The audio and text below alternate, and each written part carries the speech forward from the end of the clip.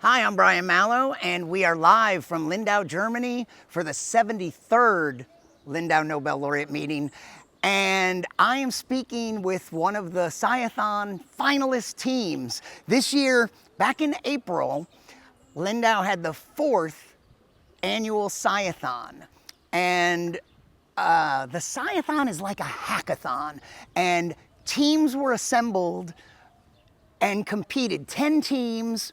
The theme was physics as a driver of sustainability, something like that. And so these team members did not know each other before the hackathon, Sciathon, sorry, it's like a hackathon. And so you were really just meeting in person for the first time, right? Yes. There was a lot of Zoom meetings, right. So let me ask who you are, and the idea for the Sciathon. Each project idea originated with an alumnus of a previous meeting. So 2 of these members attended previous meetings, and 1 is a physics attendee this year. So you are no longer young scientists, you're members of the Lindau Alumni Network, and you're a young scientist. But Friday afternoon, you will no longer be a young scientist. In the vernacular of the meeting, you will join the Lindau Alumni Network. So let me ask you who you are, and when did you attend? And you're not a physicist, are you? I am Muna Al-Hinai. I am from Oman. I am alumni of the Lindau meeting 2022. It was for chemistry. I'm working in nanomaterials and nanomaterial science and engineering for different applications, including the water treatment, CO2 capturing, or environmental remediation. Excellent. And I'm the young scientist of the team. I'm Rihards, I'm from Latvia, and I'm researching nanomaterials for drug delivery to the cancer cells, targeted delivery.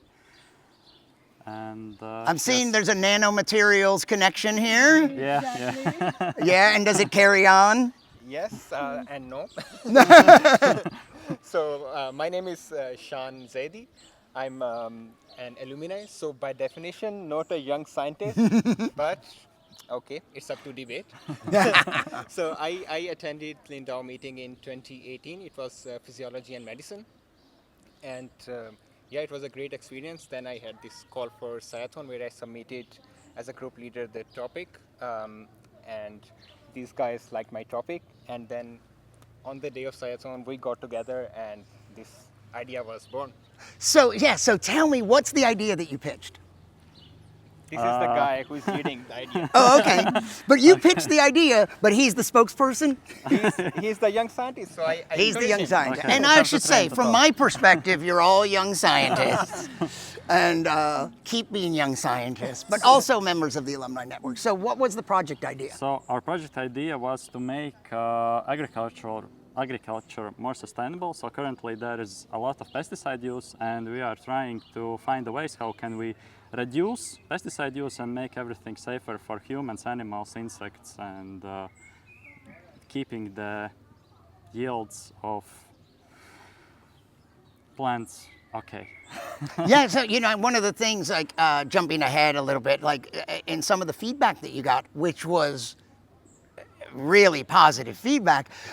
What one little bit was somebody mentioned that, first of all, that 2 words, that nanoparticles is a scary word to people, and that pesticides are. But the whole point of the project is to reduce the use of pesticides. So Yes. it's like, yeah, it's a bad word, but the concept is we're here to reduce the use of pesticides.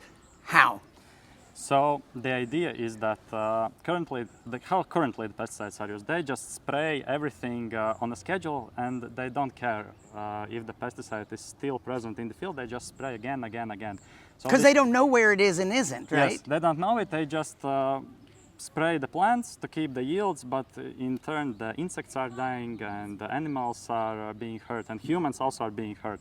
So by introducing, like making these nanoparticles, that scary word, of pesticides, you can reduce usage of the pesticides, thus keeping insects safer, humans more safe, and keeping the yields of the plants still at the same level. Yeah. So like using several technologies that might reduce these bad things that people say about it and make something positive from them. Excellent. And it sounds challenging. It sounds like there's a lot of pieces to it, and some of this was discussed in the feedback section. Because that's like, before I saw your presentation, I was wondering, it's like, what's this about fluorescence? What's the importance of the fluorescence? And Yeah, this is another part of our project, is that we want to reduce pesticide use even further. So by introducing some way for farmers to monitor the pesticide concentration in the field, they can spray it only when needed, not just spray on a schedule as they're doing And now. so there was a lot of talk in the feedback about how the method of interpreting, reading the sensors, I guess, that read the fluorescence. So is that something that, you made it kind of sound like you walk around and check, but is there a way, Heinrich Linke suggested, is there a way that like a machine that spreads the pesticide could also be reading it to determine whether it needs it right there? This was a great idea, because we were thinking how to monitor it. Our idea was, for farmer to go around, but the idea that was suggested about attaching the sensor of the pesticide concentration to the tractor was, I think, a great idea that should be implemented. Is it possible, is it something that could be read from above, like not even from that machine, but could drones or something flying over, could it at night, is the fluorescence enough to be detected like from a higher vantage point? So you could take it all in at once? Is that possible? Well, this is up for experiment. It might be. The problem with luminescence is that the intensity with which you excite and the luminescence intensity, it falls with distance. So the closer you are, the stronger the signal. Maybe the signal from our solution will be strong enough so you can just fly over it, but probably you will just... And it's the inverse square law, right? Yes, it falls yes, off as yes, the square yes, of the distance, Exactly. just like gravity. So let me ask you about, so what was it like? So back in April, you started developing this idea over those 4 to 8 hours, and then you became one of the finalists. So you've continued to work on it since April. And then what was it like to finally be here and present the project? Yeah, it's. I think it was, at least for me, it was really great, especially the feedback we got from all the diverse people who were in the room, and they really, because we as scientists have different perspective and we are very excited about technology, but it was really good to have this feedback from investors and other entrepreneurs, what they think about the latest technology. I don't know if Muna has something to add. First of all, since we are a multidisciplinary team, through this experience I get to learn new aspects. Maybe I didn't put it in mind before, but by participation in this sciathon, I learned a lot from my team and from today's discussions. During the discussion itself and even after the event, when we went for the coffee break, we had lots of discussions with the business holders. And as Shan said, yes, we put many things in mind that we didn't think about before. Excellent. Which is important if we would like to go to start up a business or a company from research. Yeah, exactly. And is that so is that the plan and the hope, is that you can develop a company and a business out of this? Yeah. Actually, when we start this idea back in April, we put in mind that it will be a proof of concept, and from there we can go to next level. And then yes, we would like to think about the business as well. Excellent. Let me ask you a little bit about the meeting, and Moon, why don't you continue? What year you attended in 2022? Yes. So it's been 2 years. Was there any a highlight or anything that stands out? I kind of want to know if there was any particular highlights, but also 2 years removed, what do you think of the experience and maybe what role it's played in your career so far? Yeah. First of all, during 2022, I get to discuss with the Nobel laureates, especially those who are in my area, like in graphene oxide.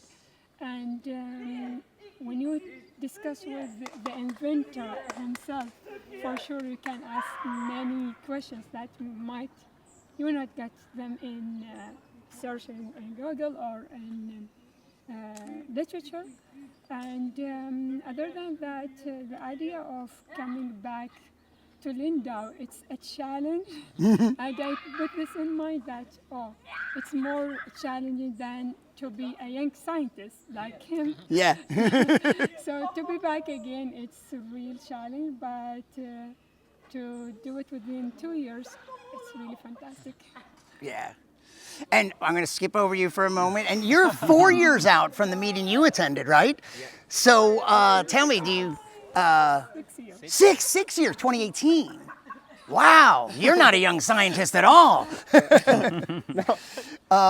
So from 2016, any highlights? And again, so has it had an effect on your career? Did you make friends, collaborators? What's the meeting meant to you?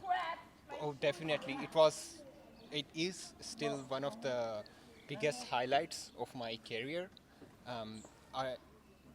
Outside Lindau, this meeting is perceived as very prestigious, and it's really an added value.